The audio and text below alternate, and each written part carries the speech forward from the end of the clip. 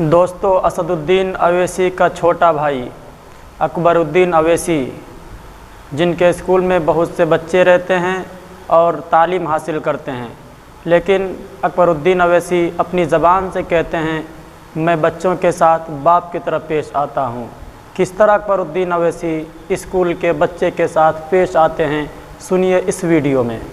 कितने बच्चे हैं मेरे स्कूल में? 20,000 बच्चों में 600 यतीम, 700 ऐसे बच्चे जिनके वालिद ने वालदा को छोड़ दिया, तो 700 बच्चे ऐसे कि उनके माँ या बाप को सीरियस इलनेस है या कैंसर के शिकार हैं या किडनीज खराब।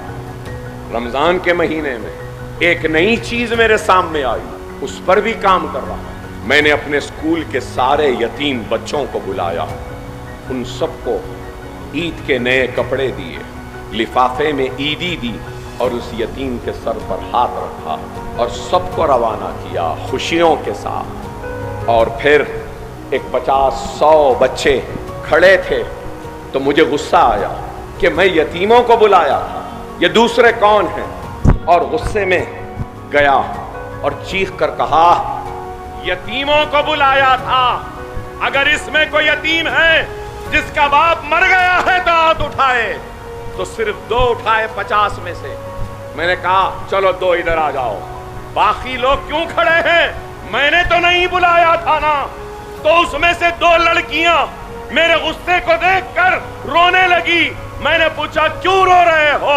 तो 2 लड़कियां रोते रोते कहने लगी, अकबर भाई हमारा बाप जिंदा है, लेकिन 12 साल हो गए हमारे बाप ने हमारा पुरसाने हाल नहीं जाना। 12 साल हुए हमने उनको नहीं देखा, उसने हमको नहीं देखा। हमारे पास ईद के लिए कपड़े नहीं है, कोई नहीं है। हमारी माँ घरों में बर्तन मांजती है। हम यतीम नहीं हैं, लेकिन यतीमों जैसी जिंदगी गुजार रहे हैं। मैं आगे बढ़कर उन रोती हुई बच्चियों को अपने गले लगा लिया और कहने लगा, बेटी मुझे माफ कर दो, मेरे गुस्से को माफ कर दो, तुम फिक्र न करो, तुम्हारा बाप अकबरुद्दीन अवैसी की शक्ल में जिंदा है।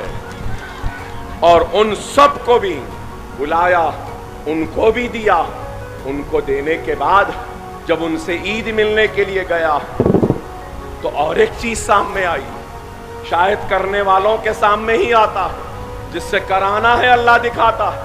फिर एक 4-5 बच्चियां आई और उन्होंने कहा, हम वो बदनसीब हैं जिनकी माँ का इंतकाल हो गया। मैंने हैरत से देखा तो उन लड़कियों ने कहा, अकबर भाई हमारी माँ नहीं है और हमारे माँ के इंतकाल के 15 रोज में ही हमारी वालिद ने दूसरी शादी कर ली।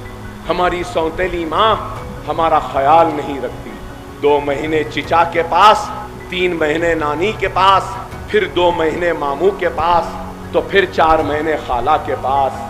यूं ही जिंदगी गुजर जाती है। आपकी मेहरबानी कि हमको फ्री तालीम मिल रही है, लेकिन अकबर भाई हम घर के नौकरों से बदतर जिंदगी गुजार रहे हैं। सारा घर का काम करवाते हैं, पोछा मारने लगाते हैं, झाड़ू मारने लगाते हैं। हर लम्हे पर हमको हमारी माँ याद आती है। तो मैंने उसी वक्त उन बच्चियों के सर पर हाथ रखकर यह फैसला किया कि ऐसे बच्चियां और ऐसे बच्चे जितने हैं जिनकी माँ का इंतकाल हुआ है और उनका बाप शादी कर लिया, ये बच्चे घरों में काम कर रहे हैं, इनके रहने का, खाने का इंतजाम मैं करूंगा और एक इमारत बना रहा हूं जहां ऐसे बच्चों की परवरिश हो।